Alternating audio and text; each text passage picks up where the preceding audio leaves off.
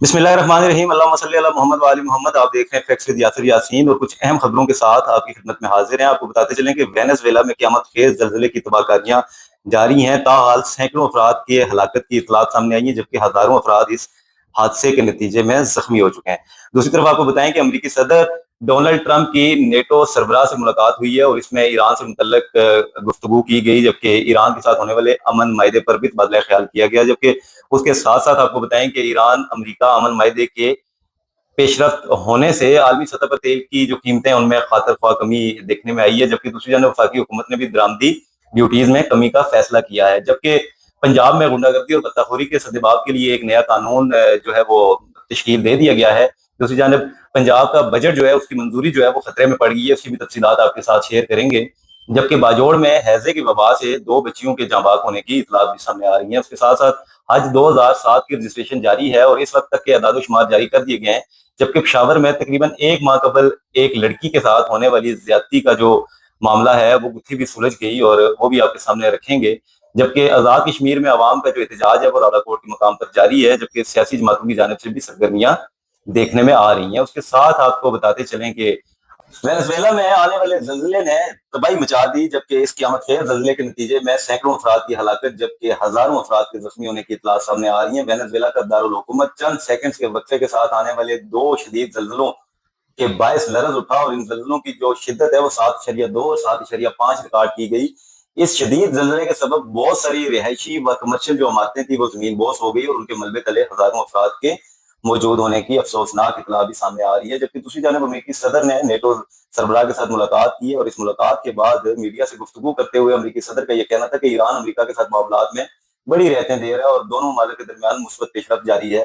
Trump ने कहा कि अगर ईरान ने तयशुदा मामला पर अमल न किया तो वाशिंगटन के पास दीगर ऑप्शन भी मौजूद हैं। जबकि बरतानिया, जर्मनी, फ्रांस, स्पेन और इटली का नाम लेते हुए उन्होंने कहा कि मैं इन ममालिक के मौकफ से सख्त मायूस हूँ। जबकि दूसरी जानब ईरानी वजारत खारजा के तर्जमान इस्माइल बकाई ने खबरदार किया है कि अमरीकी हुक्काम के मुतज़ाद बयानात ईरानी अवाम के वाशिंगटन पर पहले से मौजूद अदम एतमाद को कम करने के बजाय मजीद बढ़ा रहे हैं।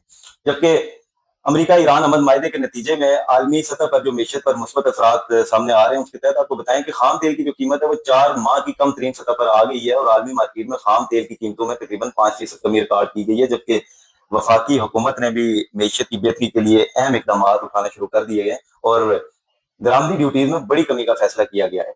और इस पॉलिसी के तहत 5 कस्टम रेगुलेटरी एडिशनल ड्यूटीज में मरहलावार नुमाया कमी लाई जाएगी। इस पॉलिसी का बुनियादी मकसद ओस टैरिफ को 20.19% से कम करके 9.70% तक लाना है। इस इकदाम से रेवेन्यू की मद में 143 अरब रुपए नुकसान का खर्चा है। जबकि पंजाब हुकूमत ने सूबा में गुंडागर्दी और बदतखोरी के सद्देबाब के लिए सख्त कवानीन मुतारफ करवा दिए हैं। पुराने गुंडा एक्ट 1959 की जगह नया कानून कायमा कमेटी दाखिला से मंजूर हो चुका है, जिसके तहत पहली बार जुर्म साबित होने पर 3 से 5 साल कैद, इसी तरह आदि मुजरमों को 7 साल कैद और 20 लाख रुपए तक जुर्माने की सजा तजवीज की गई है। जबकि पंजाब का जो बजट है उसकी मंजूरी जो है वो एक तनाजे का शिकार होती नजर आ रही है।